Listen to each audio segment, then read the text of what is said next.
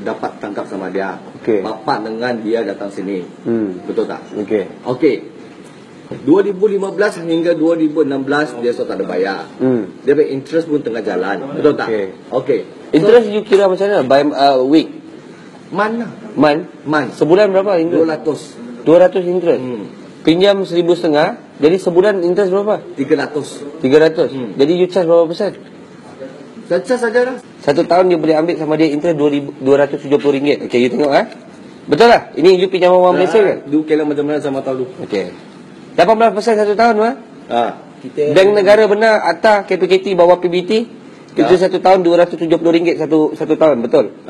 18% saja boleh charge, betul? Okey. Okey, sekarang ni dia pinjam sama you 1,500. You dengar? You boleh ambil interest sebulan 1.5% saja, you tahu? 1.5%. Itu memang pinjaman orang Malaysia, you tahu itu ada. Tapi sekarang you 1 bulan ambil 300. 1 tahun you ambil 3,600. You mana law you pakai?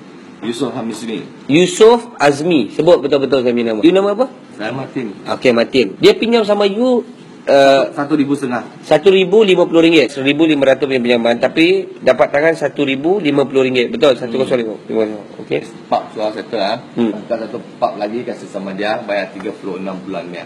36 bulan. 36 bulan sebulan berapa? 300. Okay, you tulis 36 kali 300, 10,800. Betul? Betul.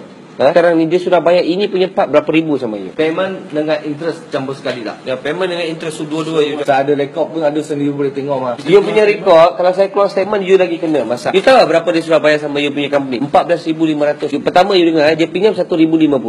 Okey, you dengar, RM1,050. You cakap tadi dia baru bayar 3,600. Kita punya rekod dah bayar 14,000 lebih. Lepas tu you suruh lagi dia bayar sama you sebulan 300 selama 3 tahun, 36 bulan, 10,800 campur 14,000 14,500, 25,300 Pinjam 1,500 apa ni? Pinjam 1,500, dapat tangan 1,050. You rasa fair ini benda? Fair mesti tak ada fair. You ada buat agreement sama dia pinjam ini 1,050? Ada bagi sama dia? Tak ada kan? Tak ada, main ni semua kita keep mah. Kenapa you simpan itu? Apa sebab you simpan itu? Simpan tu paling lah. Untuk dia, punya kopi tak ada? Tak ada. Kenapa tak ada kopi? Bos tak ada cakap makasih. Dia pinjam 1,050.